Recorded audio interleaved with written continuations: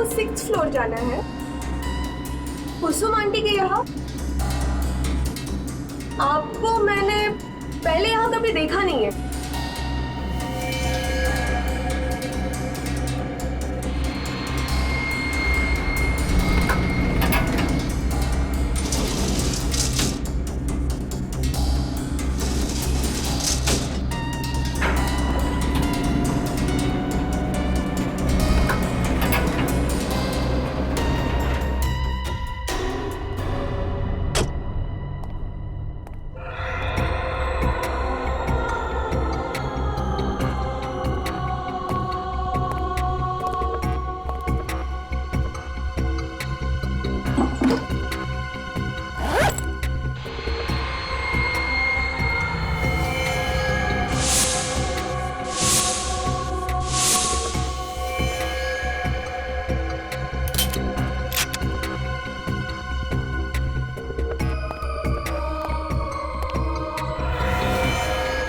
ऐसे धोखा नहीं दे सकती सोनम। प्यार किया मैंने तुमसे, परिवार को छोड़ा है मैंने तुम्हारे लिए। मैं मजबूर हूँ नवीन, प्लीज मुझे समझो। क्या समझूं? ये एक बेवफा से मैं वफा की उम्मीद कर बैठा। तुम्हारी जिंदगी नर्क बना दूंगा मैं सोनम, चैन से नहीं जीने दूंगा मैं तुम्हें। काट काट। अरे नवीन क्या कर रहा है यार? कोई अपनी महबूबा से इस तरह गुस्से में बात करता है क्या? उसने मुझे धोखा दिया है तो गुस्सा तो आएगा ना? आएगा, पर गुस्से के भी टाइप्स होते हैं ना यार। तू उससे प्यार करता है, तुझे दर्द हुआ है, पर तेरे गुस्से में भी वो प्यार दिखना चाहिए, तेरे आंखों में वो नमी दिखनी चाहिए। यार तुझे बड़ा एक्सपीरियंस है, तू क्यों नहीं कर देता आके? देख नवीन, ताने मत मार, मैं डायरेक्टर हूँ, तो फिर एक्टर भी बन जा। देख तू ना मुझसे भी। यार बस करो, यहाँ पर काम करने आओ या झगड़ा करने आयो? देख मैं तो मेरा काम ही कर रहा हूँ, ये नवीन है जो टेढ़ी मेढ़ी बातें कर रहा है। लगता है पैकअप होने वाला है यार। अगर तू मुझे इतने सालों बाद एक्टिंग सिखाएगा तो मुझे बुरा नहीं लगेगा क्या? ए राहुल, अरे इधर आओ। क्या हुआ यार? ये देख।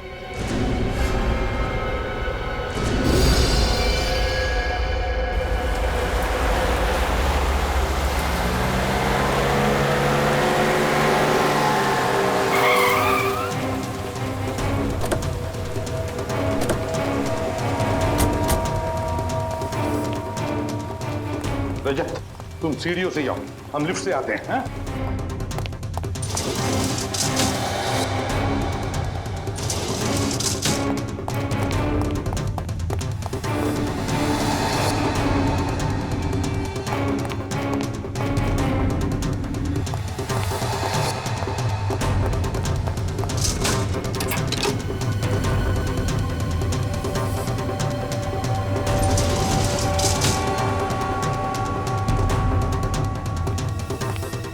दरवाजा तो बंद है।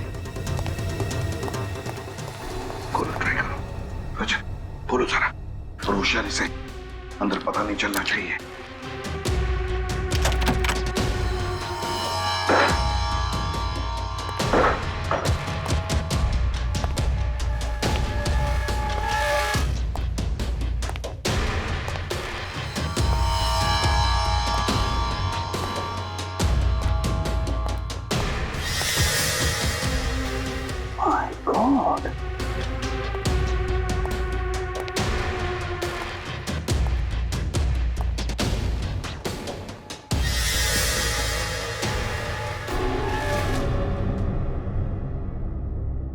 सर ये तो मर चुका है।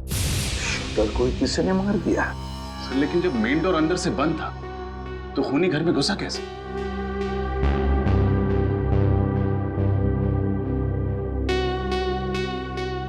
खूनी घर के अंदर नहीं, घर के बाहर था।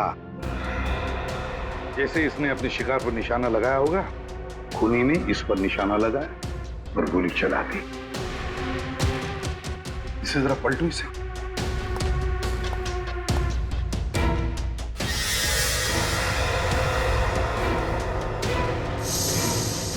गोली तो आर पार हो गई। अगर गोली आर पार हुई है तो गोली कमरे के अंदर ही होनी चाहिए। गोली ढूंढो जरा। सर सर एक बात समझ में नहीं आ रही, बच्चों ने हमें बताया था कि उन्होंने इस आदमी को यहाँ खिड़की पर खड़े हुए देखा है।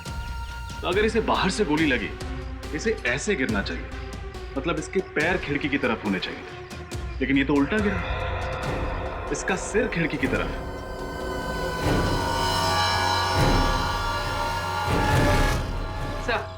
सर बुलेट कहीं नहीं मिली। अच्छा, कमरे के अंदर बुलेट नहीं मिली, ये आदमी उल्टा पड़ा है। समझ में नहीं आता ये सारा चक्कर है क्या? सर, इसकी जेब में ये 2 बुलेट और कुछ पैसे मिले। कोई आईडी वगैरह, कोई नाम पता नहीं मिला। ऐसा आदमी अपनी जान पहचान लेकर थोड़ी घूमेगा रजत। पर सर यहाँ ये मारने कैसे आया होगा? यहाँ खड़े होके इसी बिल्डिंग के किसी आदमी को तो मारेगा नहीं। जरूर किसी ऐसे आदमी को मारने आया होगा जो सामने रास्ते पे खड़ा हो या फिर वहां आने वाला होगा। रजय, आते वक्त देखा था मैंने, इस बिल्डिंग के कंपाउंड के बाहर एक ज्वेलरी शॉप है, और ज्वेलरी शॉप के बाहर सीसीटीवी कैमरा लगा हुआ है। CCTV camera. पूर्वी, उस सीसीटीवी कैमरा का फुटेज लेकर आओ, और बिल्डिंग के वॉचमैन को भी ऊपर भेज दो। सर क्या सोच रहे हो रजत? तो सामने इतनी सारी बिल्डिंग्स हैं, इतने सारे फ्लैट्स हैं, हमें पता कैसे चलेगा कि गोली कहां से चलाई गई? पता चल सकता है रजत। जिस एंगल से गोली इस आदमी के शरीर में घुसी है, उस एंगल से पता चलेगा कि गोली चली कहां से है। गोली चली कहां से है। बॉडी को फॉरेंसिक लैब भेज दो, सब पता चल जाएगा। हाँ सर, कुछ पता चला? अभिजीत, गोली तो इसे सामने से ही लगी है। सर ये हमें मालूम है, कुछ और बता सकते हो? गोली कहाँ से चली है, किस एंगल से चली है, ये बता सकते हैं आप? मैं तुम्हें दिखा सकता हूँ। हाँ,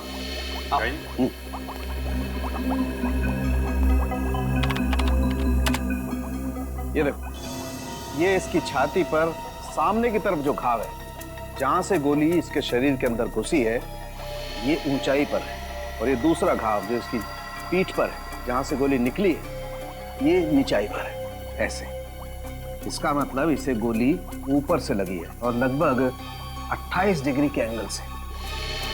इसका मतलब या तो जिसने गोली चलाई है वो ऊंचाई पर था, या फिर कोई 10 फीट का आदमी था। 10 फुट लंबा। बेटी, तुमने आज तक किसी 10 फीट के आदमी को देखा है?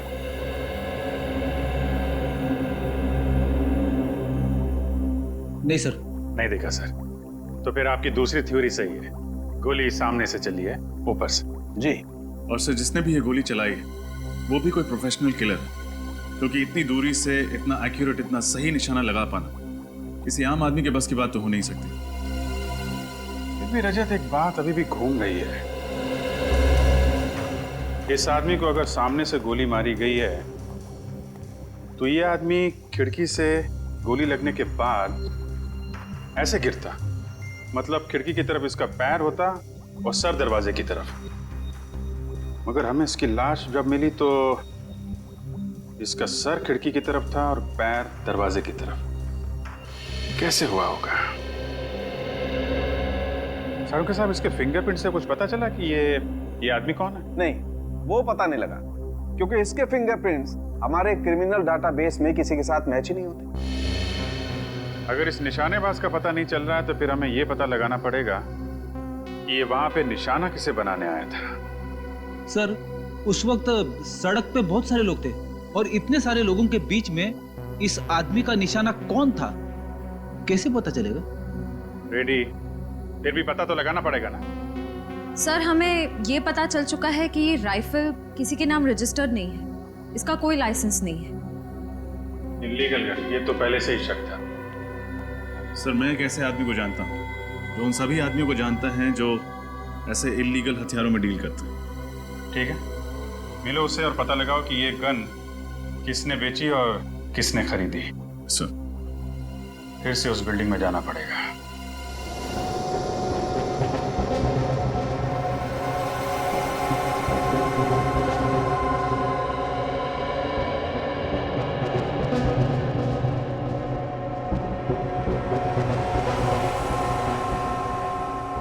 बच्चों ने कहा था कि शूटर यहाँ पे ऐसे खड़ा था खिड़की में। अब देखते रहे, जब पता चल जाएगा गोली कहां से चली थी, कहां से चली थी गोली। ये मैनिक्विन में 28 डिग्री का छेद बनाया है ना? Yes sir. और ये लेजर बीम कब लगेगा? ये लीजिए। पूर्वी,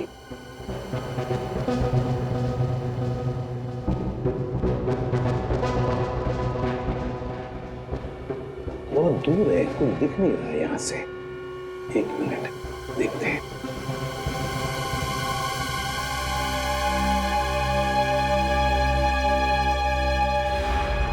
रजत, मिल गया।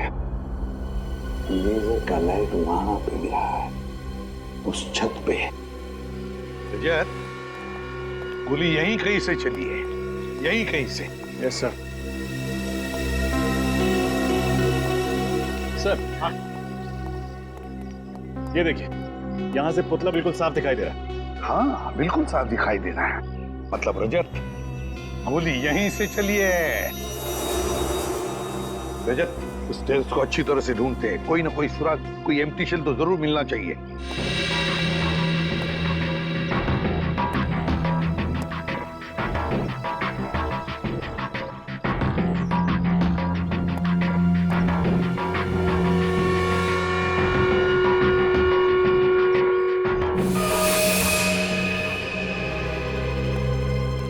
सर, हाँ, बुलेट शेल तो नहीं मिला, लेकिन ये पानी की बोतल और ये खाने का पैकेट मिला है। खूनी का हो सकता है, यहाँ बैठकर इंतजार कर रहा होगा। सर ये इस बिल्डिंग का वॉचमैन। नमस्ते साहब। नमस्ते। ये बताओ, क्या छत पर तुमने किसी को आते हुए देखा, बड़ी सी बैग लेकर? नहीं साहब। तो फिर ये खाने की चीज और पानी की बोतल कहाँ से आई? साहब ये मेरा ही है। कल मेरा नाइट का ड्यूटी था और आज दोपहर का भी ड्यूटी है, इसलिए मैं घर नहीं गया था साहब, यहीं पर आकर सो गया था। तुम नीचे कब गए? साहब यही कोई 10 मिनट पहले। मतलब कि सुबह से लेकर 10 मिनट पहले तक तुम छत पर ही थे? हाँ साहब। अच्छा, और तुमने किसी को भी छत पर आते हुए नहीं देखा? रजत, रजत, कोई शक नहीं, गोली कमरे के अंदर से ही चली है। अच्छा सर, लेकिन आपको ऐसा क्यों लगता है? रजत सोचो जरा, अगर गोली बाहर से, मेरा मतलब है छत से चली होती, तो ये शूटर ऐसे गिरता, मेरा मतलब है सिर दरवाजे की तरफ होता और इसके पैर खिड़की की तरफ। लेकिन हमें ये कैसे मिला? इसके पैर थे दरवाजे की तरफ और सिर था खिड़की की तरफ। मतलब है गोली कमरे के अंदर से ही चली है। यस सर, तभी तो घर के अंदर कोई बुलेट नहीं मिली। गोली उसके सीने में लगी, उसकी पीठ से निकली, खिड़की से बाहर चली गई। एग्जैक्टली। शायद किसी वजह से ये ऐसे मुड़ा होगा और बस उसी वक्त गोली चली। सर जब हम इस फ्लैट में आए तो दरवाजा अंदर से बंद था। सर अगर गोली अंदर से चली है तो फिर चली कहाँ से? वही तो, ये खूनी छुपा कहाँ होगा? छुपा कहाँ होगा? रजत, काम करो, तो इस मैनिक्विन को घुमाओ, ऐसे घुमाओ उल्टा। सर, पता चल जाएगा गोली चली कहाँ से थी और खूनी छुपा कहाँ था। अब ये जो तुम्हारा लेजर का बीम है, वो छोड़ो उसमें से।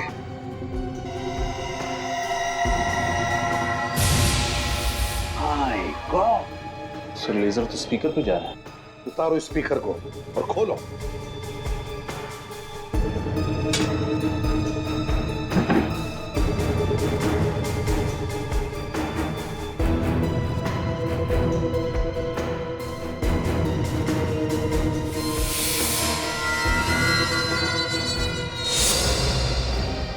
सर, इसमें तो गन है। हाँ रजत, गन के साथ साथ एक छोटा सा कैमरा भी, शूटर की हर हरकत पर नजर रखने के लिए। अच्छा, तो खूनी स्पीकर में छुप कर बैठा था। जैसे ही शूटर किसी वजह से मुड़ा, खूनी ने उस पर गोली चला दी।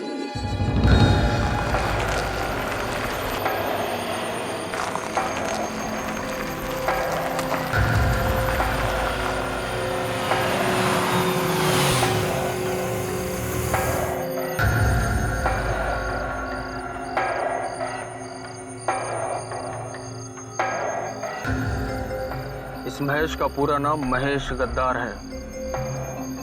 गद्दार कुछ भी गड़बड़ करे तोड़ा देने से। आप फिक्र मत करो बॉस, मेरी नजर और मेरा निशाना दोनों महेश पे रहेगा।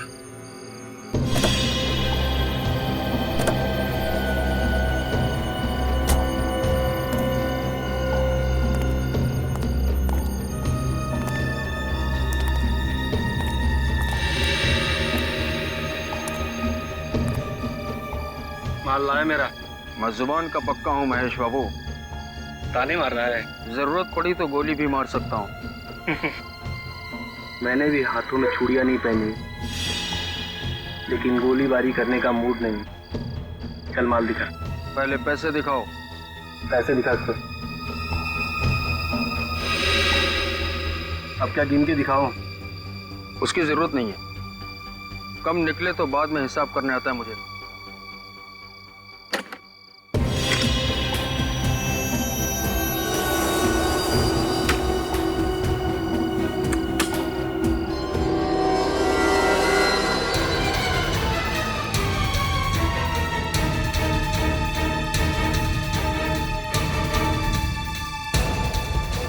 क्यों केवल जी? होशियारी नहीं, वरना इस गन के अंदर जितना भी लोहा है तुम्हारी खोपड़ी में उतार दूंगा, समझे? पूर्वी, फोटो दिखाओ इसे।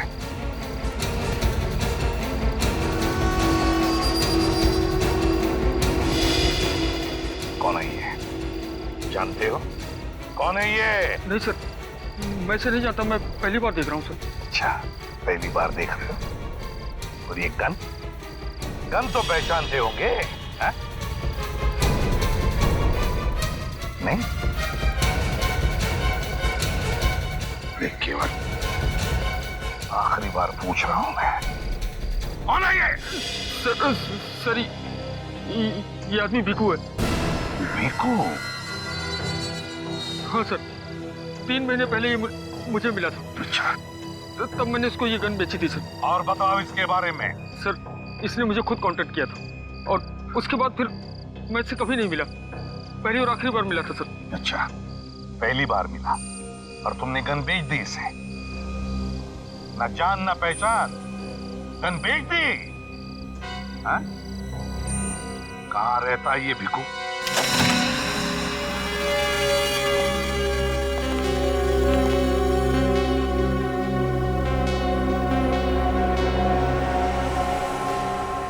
लगता है काफी माल कमाया इस भिकू ने।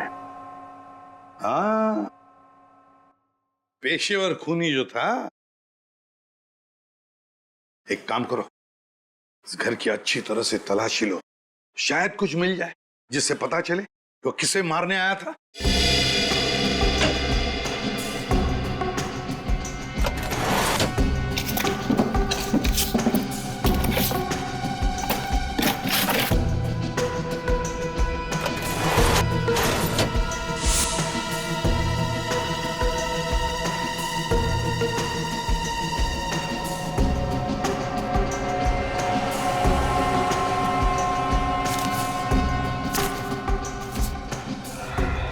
सर,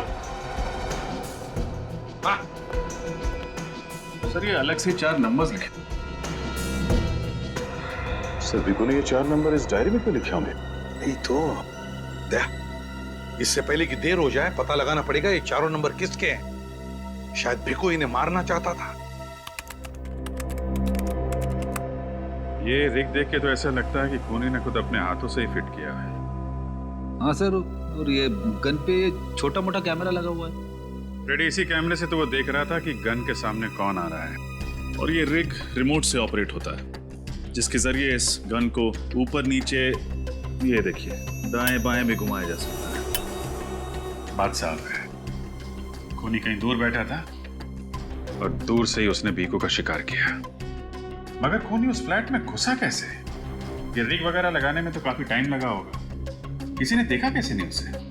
बिल्डिंग के वॉचमैन से भी पूछा, उसे भी कुछ नहीं मालूम। और सर बीडिंग के मेन गेट पर जो सीसीटीवी कैमरा फिट है उसकी पूरी फुटेज चेक की, लेकिन कोई भी ऐसा आदमी नहीं दिखा जिस पर शक किया जाए।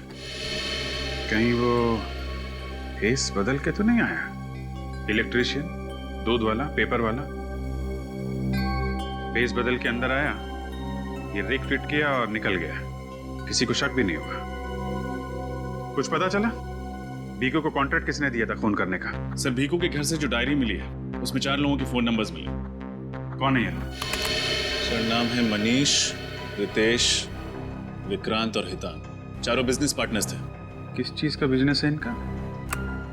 सिक्योरिटी इक्विपमेंट का सर। ये लोग सिक्योरिटी एजेंसीज और प्राइवेट बिल्डर्स को इक्विपमेंट सप्लाई करते थे। लेकिन सर इस तरीके का बिजनेस करने वाले इन लोगों के फोन नंबर्स एक कॉन्ट्रैक्ट किलर के पास कैसे? या तो इन चारों ने किसी की सुपारी दी होगी या फिर किसी ने इन चारों की सुपारी दी होगी भीकू को। सर एक और बात पता चली। इन चारों में से एक पार्टनर मनीष 1 महीने पहले ही उसका खून हुआ। कैसे खून हुआ इस मनीष का? सर मनीष एक कॉफी शॉप में बैठा हुआ था जब किसी ने उस पर गोली चलाई। पुलिस रिकॉर्ड्स के मुताबिक 9mm की स्नाइपर राइफल की गोली थी। सर कॉफी शॉप में ही मनीष ने दम तोड़ दिया। स्नाइपर राइफल की गोली? मतलब ये चारों पार्टनर्स भीकू के निशाने पे थे। मनीष को तो उसने मार दिया, बाकी बचे इन 3 पार्टनर्स में से किसी को मारने के लिए उस फ्लैट में घुसा होगा।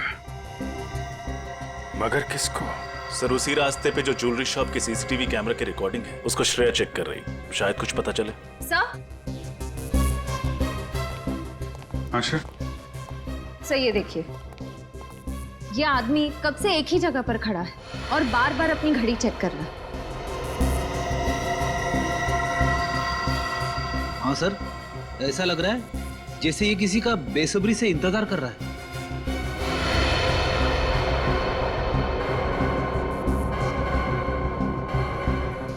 है कौन ये आदमी? जरा जूम करो।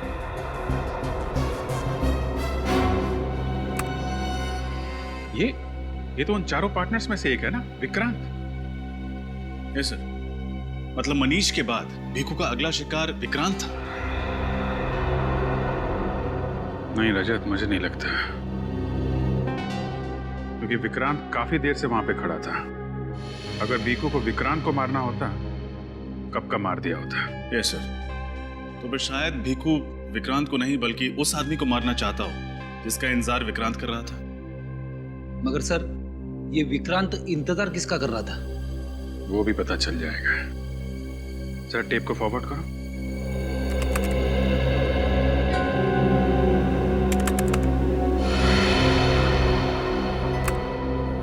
रितेश, ये तो उन्हीं का पार्टनर है। मतलब विक्रांत ने पहले एक पार्टनर मनीष को मरवाया और उसके बाद दूसरे पार्टनर रितेश को मरवाना चाहता। लेकिन सर इस सब के पीछे विक्रांत का मकसद क्या हो सकता है? अब ये तो विक्रांत ही बताएगा। पकड़ो इस विक्रांत को। हेलो, हाँ जसवंत, आज का ये प्रेजेंटेशन अब बहुत ज़रूरी है।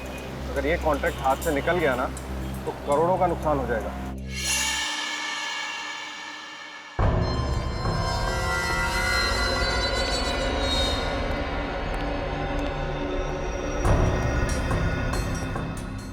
मैं ऑफिस पहुंच रहा हूँ, बस गाड़ी पार्क करके मैं ऊपर आता हूँ।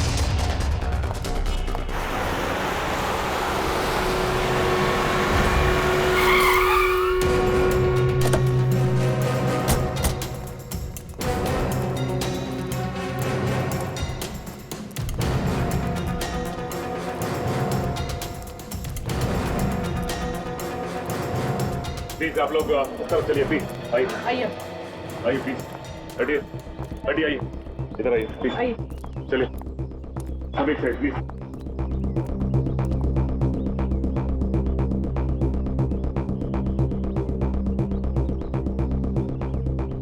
जरा पलटाओ पलटाओ इसे।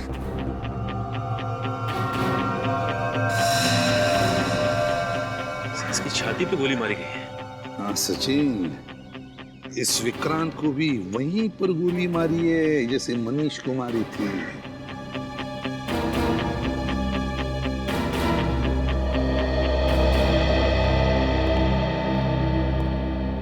एक बात बताओ, किसी ने कुछ देखा? क्या हुआ ये? सर मैंने देखा था। सर विक्रांत सर जैसे ही गाड़ी से उतरकर ऑफिस की तरफ जाने लगे तो गोली लगी और यहाँ गिर गए। अच्छा, किसने गोली चलाई देखा तुम लोगों ने?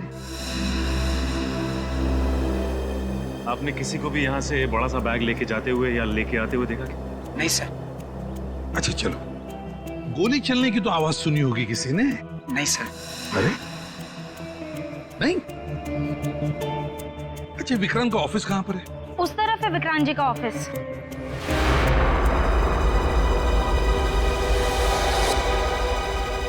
सचिन, गोली तो यहीं से चली है, बिल्डिंग में से ही।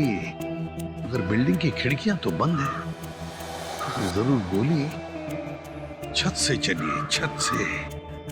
लगता है उसी आदमी का काम है, उसी खूनी का जिसने मनीष को मारा है। छत से गोली चली है। एक काम करो, छत पे जाकर देखो, देखो कुछ मिलता है क्या। और बिल्डिंग में जितने भी लोग हैं उनसे पूछताछ करो, पूछो उनसे क्या किसी ने किसी अनजान आदमी को बिल्डिंग में आते जाते हुए देखा है क्या? हाँ? सर हम जिसे खूनी समझ रहे थे उसी का किसी ने खून कर दिया। वही तो हम सोच रहे थे कि विक्रांत रितेश को मारना चाहता है, या तो विक्रांत को ही किसी ने मार दिया। सर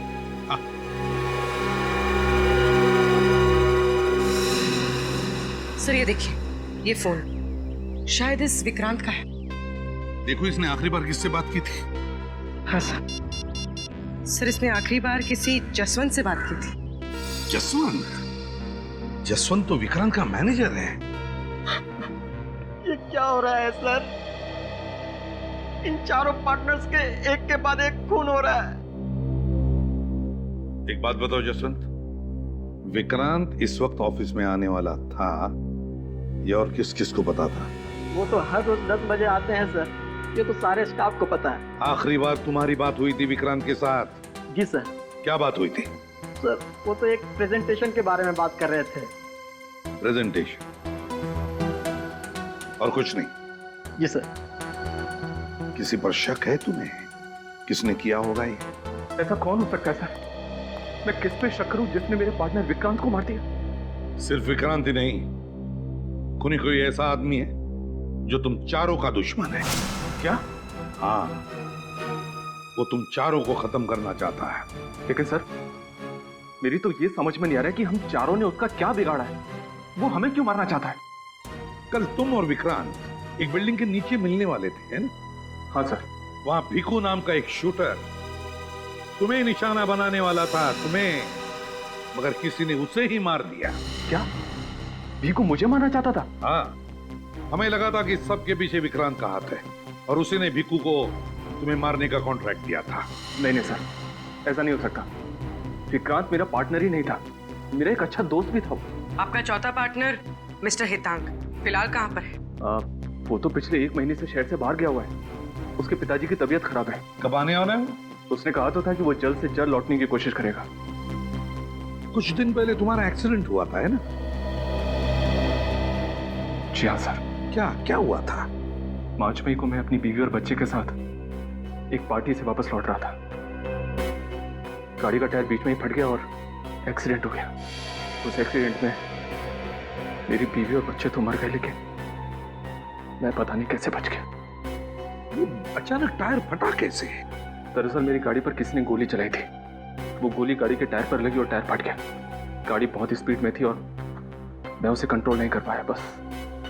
अच्छा, क्या तुम्हारा कोई दुश्मन है? मेरा मतलब है कोई बिजनेस राइवल? नहीं नहीं सर, मैं जानता हूँ कि बिजनेस में कॉम्पिटिटर्स होते हैं, राइवल्स होते हैं। मुझे नहीं लगता कि हमारा कोई दुश्मन होगा। सर, हाँ, बिल्डिंग की छत पे से मुझे ये बुलेट का शेल मिला है। 9 mm shell, long range rifle का शेल ही है। सर फिर तो एक बात पक्की है कि खूनी ने विक्रांत पर छत से ही गोली चलाई है। हाँ पूर्वी, हमारा शक सही निकला।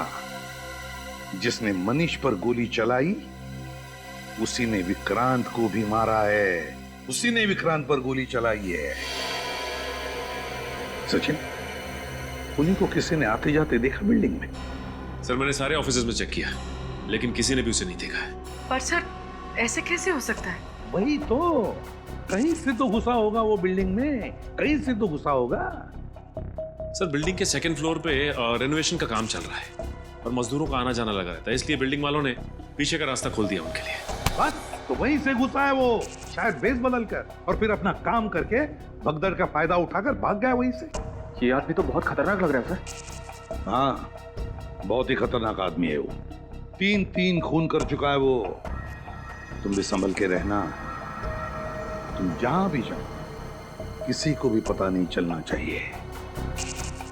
और सचिन, इनका चौथा पार्टनर हितांग, उसे कांटेक्ट करो और उससे कहो कि जैसे वो शहर में आए हमें इन्फॉर्म करें। सर, रितेश अपने परिवार के साथ जब एक पार्टी से लौट रहे थे तब उनकी गाड़ी पर गोली चलाई गई जो टायर पे लगी। रितेश गाड़ी को कंट्रोल नहीं कर पाए और गाड़ी फांजा ब्रिज से नीचे गिर गई। इस एक्सीडेंट में उनकी पत्नी और उनके इकलौते बेटे की मौत हो गई, लेकिन वो बच गए।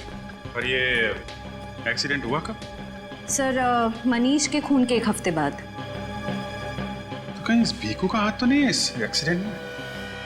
सर मेरा तो रितेश पर शक पक्का हो रहा है। हो सकता है अपने परिवार और अपने पार्टनर्स का बदला लेने के लिए उसी ने भीखू पर गोली चला दी। हम अगर भीखू पे तो रिमोट कंट्रोल से गोली चलाई गई है और फुटेज में दिख रहा है रितेश विक्रांत के साथ मिलने आया था। अगर उसने कुछ किया होता तो हमें दिख जाता फुटेज में। अगर रितेश या हितांग ने भीखू का खून नहीं किया तो फिर किसने किया? कहीं ऐसा तो नहीं कि इनके किसी बिजनेस राइवल ने भीखू को कॉन्ट्रैक्ट दिया हो इन्हें मारने के लिए? इन चारों पार्टनर्स के बिजनेस राइवल के बारे में पता लगा है क्या? लगाया ना सर, मगर अभी तक किसी पर शक नहीं हो रहा है। लेकिन एक अजीब बात सामने आई है सर। क्या? इनकी फर्म को एक ऑर्डर मिला था, एक प्राइवेट सिक्योरिटी एजेंसी को माल पहुंचाना था, लेकिन ऐन वक्त पर ऑर्डर कैंसिल हो गया। तो उस ऑर्डर का इन पार्टनर्स की मौत के साथ कोई संबंध हो सकता है सर। ऑर्डर बड़ा था, करोड़ों रुपए का। ऐन वक्त पर ऑर्डर कैंसिल होने की वजह से इनको बहुत बड़ा नुकसान उठाना पड़ा था, बल्कि आज भी कंपनी कर्जे में डूबी हुई है। और ये ऑर्डर कैंसिल होने की वजह? सर वो तो पता नहीं चल पाया है, लेकिन चारों पार्टनर्स के खिलाफ एक कोर्ट केस चल रहा है। और सर इसी टेंशन की वजह से एनुअल जनरल मीटिंग में उन चारों पार्टनर्स के बीच झगड़ा भी हुआ था। पता लगा उस कॉन्ट्रैक्टर ने अपना ऑर्डर कैंसिल क्यों किया था। शायद वहीं से हमें कोई नया सबूत या सुराग मिल जाए जो इस केस को सुलझाने में हमारी मदद कर सके।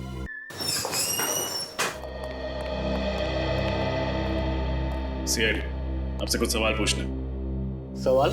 कैसे सवाल? रेडियंट सिक्योरिटी इक्विपमेंट के 4 पार्टनर्स मनीष, हितांग, रितेश और विक्रांत तो आप जानते हैं? जी हाँ, वो हमारी सिक्योरिटी कंपनी के सबसे बड़े सप्लायर हैं। तो फिर उनका एक बड़ा ऑर्डर लास्ट मोमेंट पर कैंसिल क्यों किया आपने? इसलिए कर दिया कि उनके क्वालिटीज एकदम घटिया और दाम एकदम ऊंचे थे। आपकी एजेंसी ने उनकी कंपनी के खिलाफ कानूनी कार्रवाई भी शुरू कर दी थी। वो क्यों? और मैं क्या करता? देखिए, शहर के वीवीआईपीज, बड़े बड़े सेलिब्रिटीज हमारे क्लाइंट हैं। हम प्राइवेट बैंक्स को भी सर्विस प्रोवाइड कराते हैं और इस घटिया क्वालिटी की वजह से हमारे कुछ क्लाइंट्स राइवल्स के पास चले गए और कुछ लोगों की तो मौत हो गई। ओह, यानी कि बात सिर्फ ऑर्डर कैंसिल करने तक नहीं है, बात बहुत आगे बढ़ चुकी है। जी हाँ, हमने इनके खिलाफ कोर्ट में केस दर्ज कर दिया है। इन चारों की लापरवाही और लालच की वजह से ये लोग मरे, हमारी वजह से नहीं।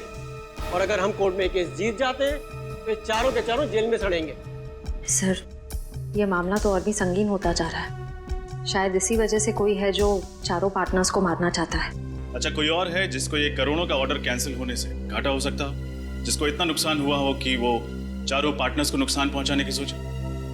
रेडियंट कंपनी को फाइनेंस 2 ही लोग कर रहे थे, हर्षद और शांतनु, और ये डील कैंसिल हो जाने से उन्हें करोड़ों रुपए का नुकसान हुआ था। फिलहाल तो शक की सुई इन 2 फाइनेंसियर्स हर्षद और शांतनु पर आकर अटक गई है। हो सकता है गुस्से में आकर उन दोनों ने इन चारों पार्टनर्स को मारने का प्लान बना लिया। श्रेया, इन दोनों फाइनेंसियर्स के बारे में सारी इंफॉर्मेशन निकालो। हेलो, हाँ बोलो। क्या? ठीक है। क्या हुआ सर? चौथा पार्टनर हितांग शहर में वापस आ गया है और उसने एयरपोर्ट के पास एक होटल में चेक इन किया है। इससे पहले कि वो शातिर खूनी उस पर जानलेवा हमला करे, उसको रोकना होगा।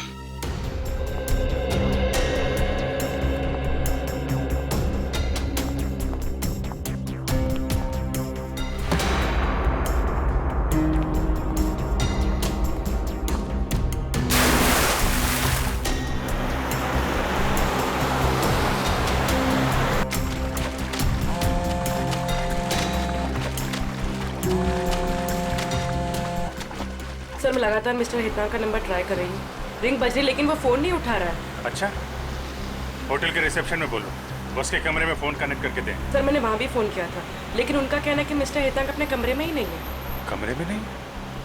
किसी मुसीबत में तो नहीं है? कोई अनहोनी हो जाए उसके पहले हमें वहाँ पहुँचना पड़ेगा।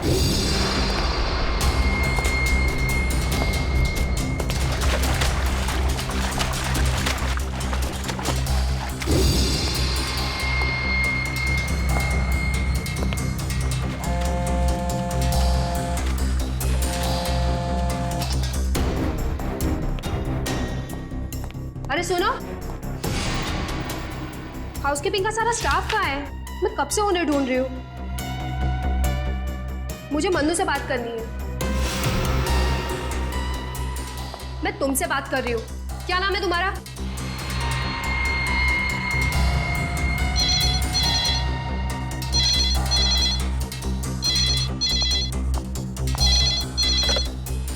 हाँ सर जी, मैंने उनको पर्सनली अटेंड किया था।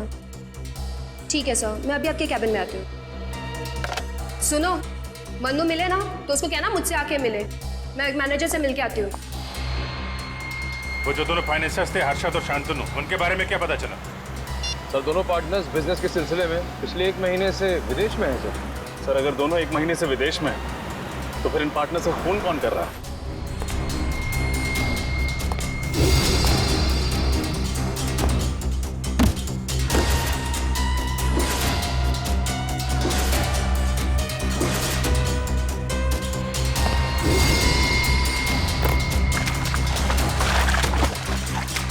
सर इस बिजनेस डील में 4 पार्टनर्स और 2 फाइनेंसर्स। हम शक किस पर करें?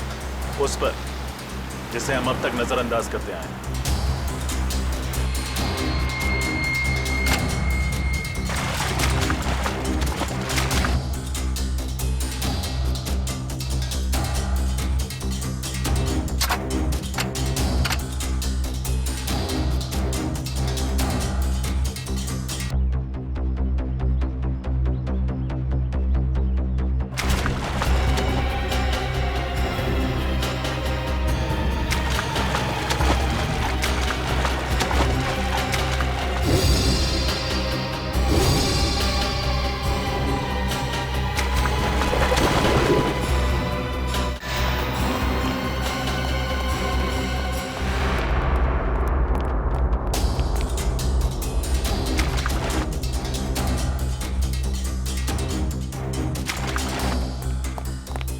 आपके गेस्ट मिस्टर हितांग इस वक्त कहाँ हैं?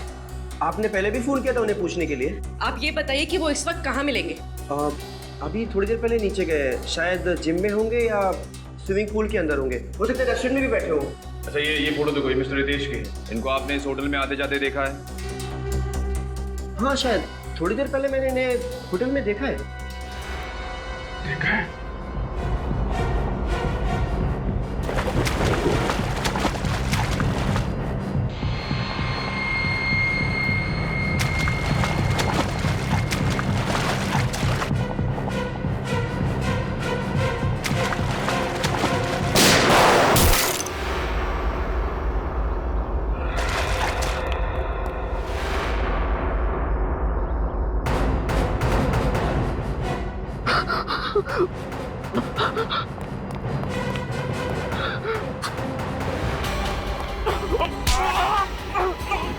नहीं छोड़ूंगा मैं तुम्हें, नहीं छोड़ूंगा। अभी भी जान बाकी है।